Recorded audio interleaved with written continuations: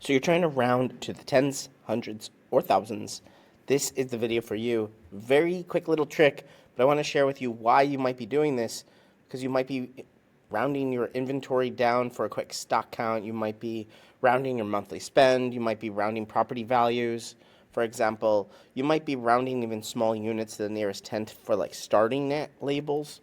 Or you might even want to round annual revenue for a really high level summary. And essentially we want to take these numbers over here on the left and have more zeros in them, right? We can say, like, if we have a certain stock, we really want to round down, but round down is a lot of letters to do. We can actually do this with round. Round is just saying, hey, take this, and you think, oh, I got two places, right?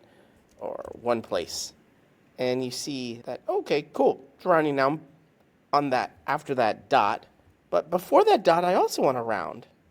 That's where we want to round our tens, hundreds, or thousands. And round, -1, is going to be a tens round. -2 is going to be for hundreds.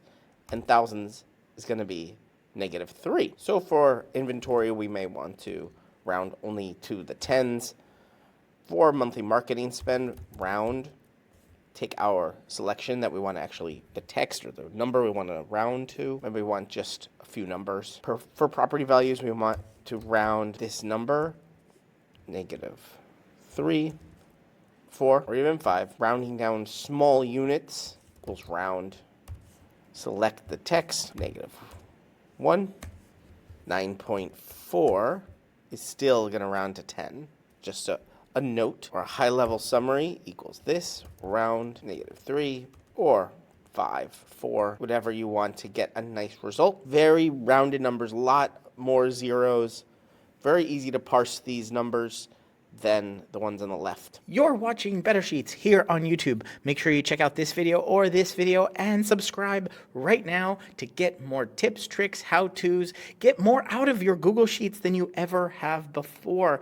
I'm excited to be making a ton more videos here. Ask me questions down in the comments and I will answer them in future videos. But for right now, right here, one of these videos is going to be your next Google Sheet.